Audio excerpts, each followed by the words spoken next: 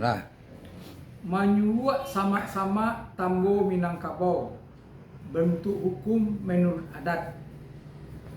Ini suatu kejadian, misalnya si pelaku pemula dan residivis dalam pidana adat. Menurut mungkin ada perlunya disimak puluh besar kecilnya hukuman yang dijatuhkan untuk perbuatan-perbuatan tindak pidana adat Minangkabau yang ditemukan dalam Tambo.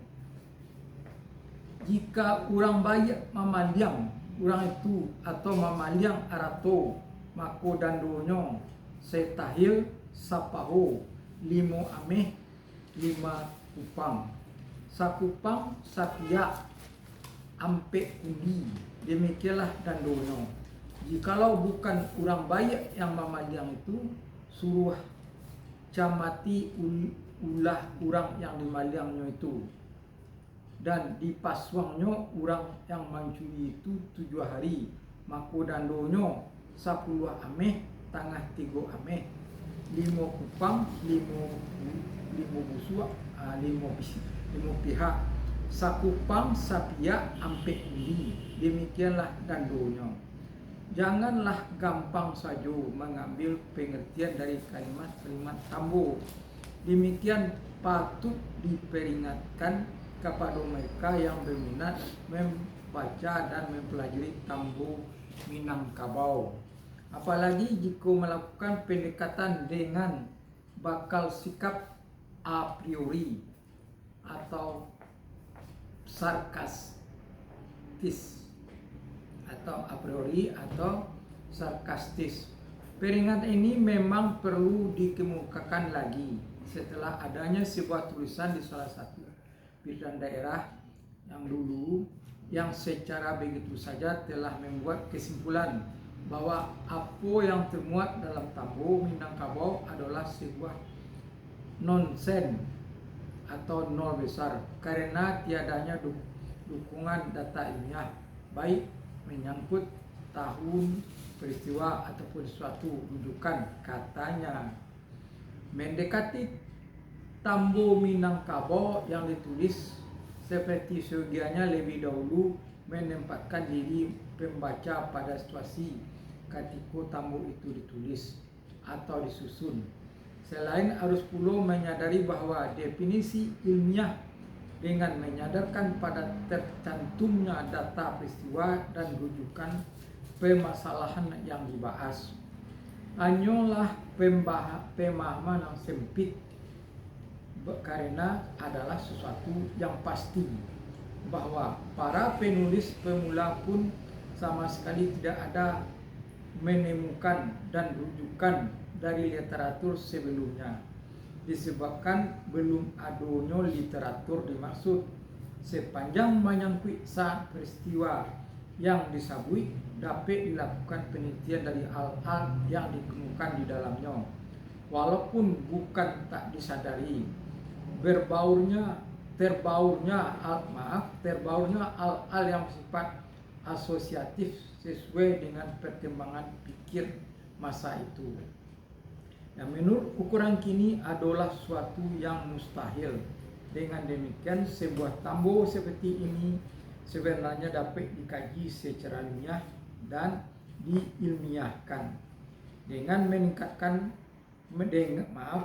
meninggalkan buat sementara mana-mana yang belum dapat dijangkau pemecahannya.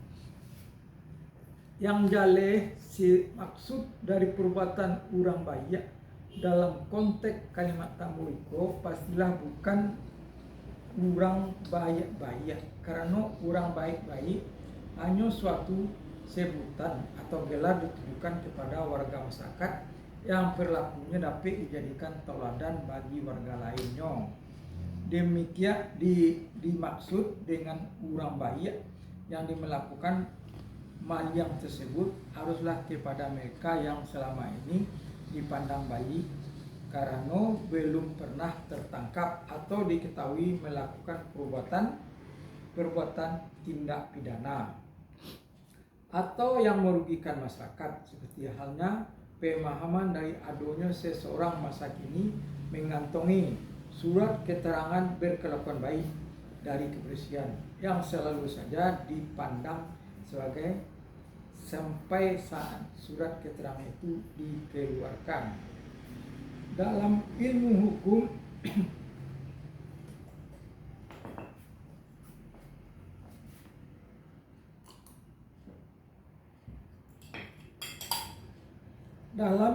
hukum kelompok mereka ini disebut sebagai pelaku tindak pidana pemula yang sebelumnya belum pernah tertangkap walaupun ada kemungkinan telah juga berbuat tindak pidana lainnya. Tamu Minangkabau Iko membedakan sebutannya dengan bukan orang baik yang melakukan maliang, yang maksudnya tidak lain dari mereka yang sudah dikenal oleh masyarakat sebagai runcing tangguh yang telah melakukan perbuatan tindak pidana berkali-kali.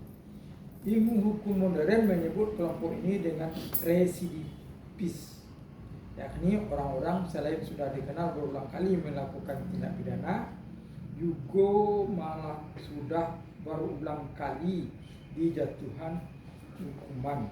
Ajaran ilmu hukum pidana adat Minangkabau dalam memberikan hukuman kepada para pelaku tindak pidana itu terlihat menganut hukum yang berbeda. Kepada mereka yang disebut orang baik, hukumannya lebih ringan, yang oleh Tambo ini disebut setahil sapaho. Setahil sapaho 5 emas 5 kupang, sakupang sapia ampe undi. Sedangkan kepada mereka yang disebut bukan yang baik, maksudnya bukan yang baik, hukumannya terlihat lebih berat. Selain hukuman yang akan dijatuhkan oleh hukum adat, juga terlihat ada pula hukuman yang akan diterima dari pemilik barang yang dimaliang, kurang korban sasaran. Oleh Tambo disebutkan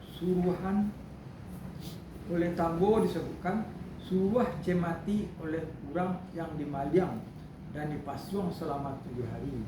Dandonyo 10 ameh, tangah 3 ameh, 5 kupang, 5 buzuk, sakupang sabya ampe uli. Bila dibandingkan dengan ajaran ilmu hukum pidana modern, terlihat adanya persamaan sistem hukuman antara pelaku tindak pidana pemula dengan pelaku tindak pidana ulangan, yaitu adanya azas yang disebut Getwalificeren delicts. Ini bahasa Belanda, Getwalificeren delict bahasa Belanda, sehingga menimbulkan Getwalificeren start. Hukum pidana yang berlaku di Indonesia sekarang memberikan kemungkinan tambahan hukuman oleh hakim kepada pelaku residivis sebanyak maksimal 1/3 dari hukuman biasa. Adapun jumlah hukuman yang disebut dalam Tambo Iko sebenarnya tidak begitu penting untuk uraiannya, karena yang kita tinjau adalah tentang prinsip hukum dan hukum yang termuat di dalamnya, dan berat ringannya suatu hukuman selalu diserahkan kepada hakim yang mengadili perkaranya, asal tidak melebihi dari hukuman maksimal ditentukan dalam undang-undang. Namun untuk sekedar dapatlah dijelaskan bahwa setahil menurut ukuran kini sama dengan anamaliyameh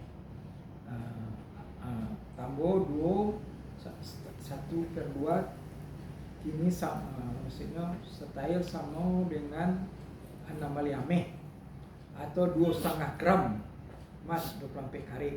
Jadi anamaliyameh ko hitungannya berarti dalam sameh 2,5 gram emas 24 karat. Dan kalau disebutkan style sepaho Persamaannya adalah 1 serpampek tahil sama dengan 20 meh. Jadi 1 serpampek tahil sama dengan 20 mas. Karena sepaha adalah 1/4 dari seekor ternak berkaki 4. Kata ganti dari 1/4 bila disebutkan 10 emas tengah 3 emas, maksudnya adalah 10 meh tambah 2,5 emas sama dengan 12,5 meh. Suatu kebiasaan itu masa lalu di banyak suku bangsa Indonesia, antara lain 10 sadak atau 10 aso. Bagi penyebutan bilangan sabalik dan kurang 10 tambah 1 di beberapa suku bangsa di Indonesia atau di salah satu atau nagari di Minangkabau ditemukan cara menyebut 16 sen diucapkan dengan 5 balik sen per sen.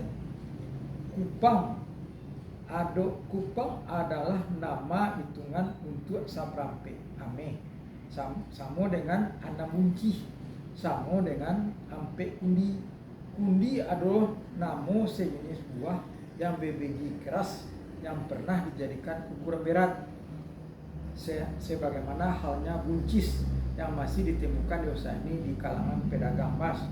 Cara hitungan niko adalah juga pertanda bahwa sebutan 11 bukanlah hitungan asli dari suku bangsa bersangkutan.